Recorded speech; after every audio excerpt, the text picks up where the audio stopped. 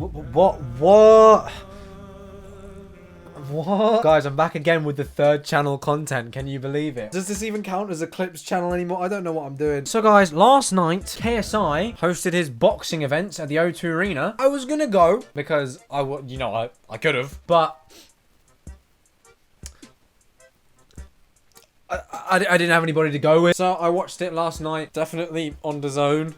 Definitely on DAZN. As everybody should have, as it's the only way that you can watch fights like that is if you spend loads of money on a subscription for a service that you're not going to really use, and then extra for the actual event, because that's what you should do, and there's no other way that you should be able to see the events when they happen.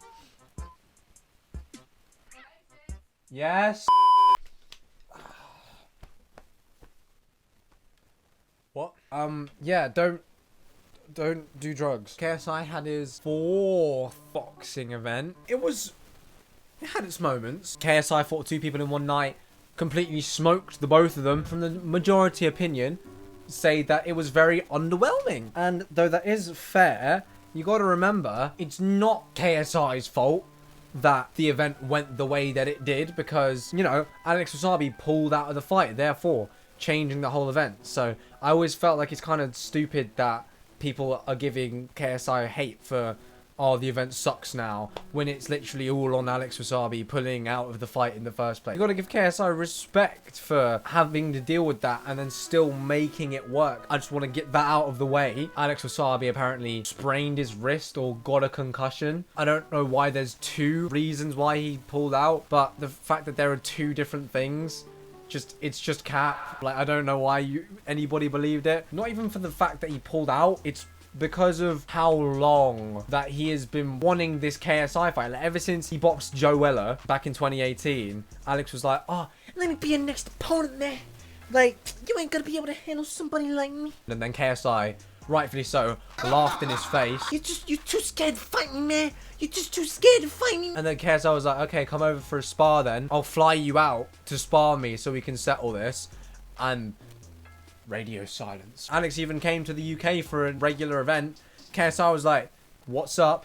Radio silence. And then when it was convenient again, he would just like chirp up again. Sorry, this isn't even part of the video now because he's so unbelievably irrelevant to the situation now, but it's just, I don't know, I thought I should just mention that first. Like, I don't want to get involved or anything. God forbid the guy with 200 subscribers gets involved with mainstream YouTube drama. Everybody's gonna care about his opinion. So the fight yesterday, as you can see by this beautiful video here, all 10 times KSI's opponents hit the canvas. Part 1, KOs galore as KSI fights twice in one night. 25-minute video. He performed incredibly well. You can definitely see that the work has been put in, but I mean, you can't really tell because he fought a pro boxer. He didn't really though, and he fought pineda because swarmz showed more professional ability. Swarmz had a 2-week notice, and I'm pretty sure the pineda guy had like a 1-week notice because KSI had another guy he had, but then that guy was like a racist guy, so he was like, oh, we don't want to give this guy a platform. Though I would like to argue that I wouldn't have minded KSI beating up a white supremacist. A week's notice to prepare for the fight. He didn't even know KSI. I don't even think he knows how to speak English. Like the announcers were saying, just because you have the label of a pro boxer, it doesn't mean anything. He got hit and then complained about being hit in a boxing match. Are you dumb? He was like, oh, he hit me on the back of the head. Ref, what are you doing? And then the replay shows that he didn't hit him on the back of the head. He missed a hook that was going here and it went behind his head and maybe like brushed his hair, and he was like, no, I can't.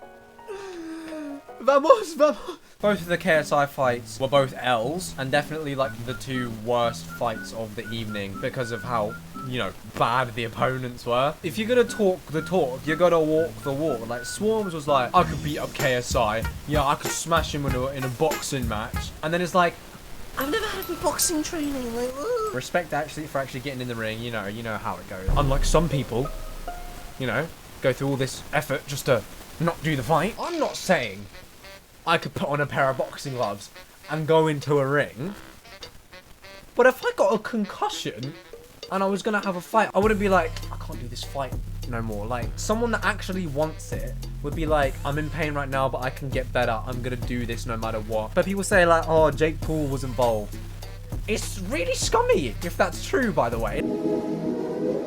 Yeah, the KSI fights, it was alright, and it was just nice to see KSI doing stuff like that again, because I can't believe it's been over 3 years since his last fight. Like, bro, so much life has just happened in between then. Like, that was before COVID. That was before, like, everything. Like, bro, I was a pricky little kid back then, you know what I mean? Like, I was on my Jake Paul shit back in, like, 2019. And the other fights on the card were, interesting. Huge shout out to Deji, though. It's been 4 years of L's for Deji. He's lost all of his boxing fights. He's been kind of on the back burner in terms of content as well. You know what? Actually, let's take a look at Deji's channel, because I'm pretty sure all he does nowadays is just him sat down for 5 minutes talking about what he's gonna do, what is next, and then I hope you're ready. You know, he's got a video called What Is Next, and then had nothing else come after it. Okay, no, he has been uploading, never mind. It's the anticipation of seeing if Deji is going to do his best, and he did do his best. I was very impressed watching that fight. I don't even know the guy, and I was like, they grew up so fast.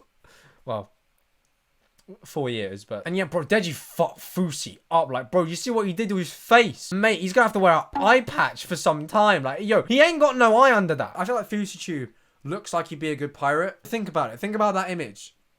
Like, do you get what I mean? The other fights, you know, I'm not gonna lie to you, I wasn't really too invested in. King Kenny, which is a guy from Beta Squad. He fought FaZe Sensei, and FaZe Sensei's got like a track record of being really good and like having a whole life in martial arts. And King Kenny like beat him.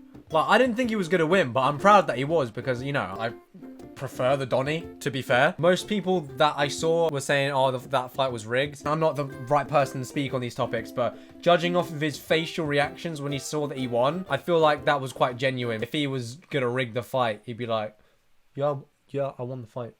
I mean, unless someone else rigs it without him knowing. I don't know how this stuff works. I'm just here to talk about stuff. The fight was Salt Parfy. I looked away for a second, and the fight was already over. The fight was about to begin. It was about to begin, so I was like, oh, okay.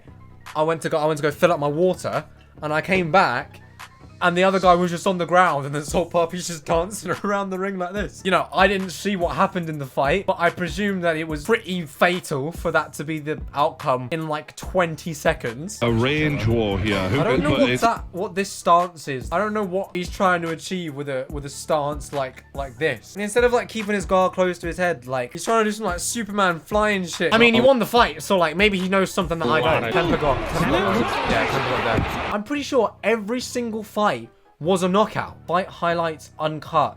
It's a 1 minute video. Yeah, bro, he knocked him out. Bro, they threw in the towel. I'm not an avid boxing watcher, but that's the first time I've seen a towel being thrown in. I thought it was just an expression, guy. I won't lie to you. I didn't think that there was actually a white towel that they threw into the ring. But yeah, that's all I really have to say about the fight. I mean, I wish I could have actually gone, because I feel like it just would have been good to just be there. I am going to the Sidemen charity match though next month, so I'm quite excited for that. I might make a video about it.